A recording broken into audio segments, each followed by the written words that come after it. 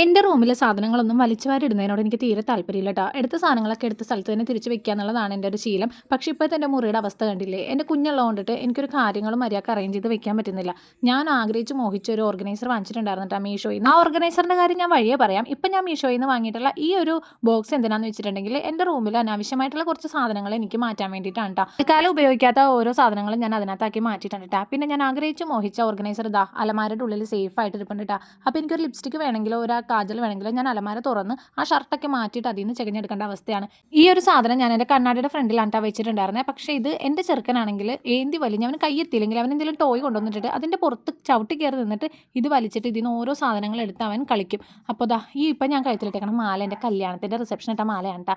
ഇതെനിക്കിവിടെ പറയണമെന്ന് തോന്നി. 4 വർഷത്തെ പഴക്കമുണ്ട്. അന്ന് ഉപയോഗിച്ച വള ഹെയർ ആക്സസറീസൊക്കെ ഞാൻ ഈ ഒരു ബോക്സിനകത്താക്കി സൂക്ഷിച്ച് വെച്ചിട്ടുണ്ട് ടൈപ്പോഴും. അതിന് നമുക്ക് വീണ്ടും മാറ്ററിലേക്ക് വരാം. അപ്പോൾ എൻ്റെ കുഞ്ഞെടുത്ത് പെരുമാറുന്ന കൊണ്ടിട്ടാണ് ഈ ഒരു സാധനം ഞാൻ സേഫ് ആയിട്ട് അലമാരയുടെ ഉള്ളിലേക്ക് വെച്ചിട്ടുണ്ടായിരുന്നത്. അപ്പോഴൊന്നും എനിക്കൊരു സമാധാനം ഇല്ല. കാര്യം ഞാൻ എൻ്റേതായ തിങ്സൊക്കെ എനിക്ക് എല്ലാ ദിവസവും വേണ്ടി വരുന്നതൊക്കെ അലമാരയുടെ ഉള്ളിൽ നിന്ന് ഇതൊക്കെ മാറ്റി തുറന്നെടുക്കാന്ന് പറയുന്നത് എനിക്ക് ഭയങ്കര ദേഷ്യമുള്ള കാര്യമാണ്. അപ്പോൾ വീണ്ടും ഞാനൊന്ന് റീഅറേഞ്ച് ചെയ്ത് ആ ഒരു സ്ഥലത്തേക്ക് എന്നെ പ്ലേസ് ചെയ്യാൻ കേട്ടോ. പിന്നെ അത്യാവശ്യം വേണ്ട മെഡിസിൻസ് ഐ ഡ്രോപ്സ് ഒക്കെ ഈ ഒരു ബോക്സിനകത്താക്കിയാണ് കേട്ടോ ഞാൻ വെക്കാറ്.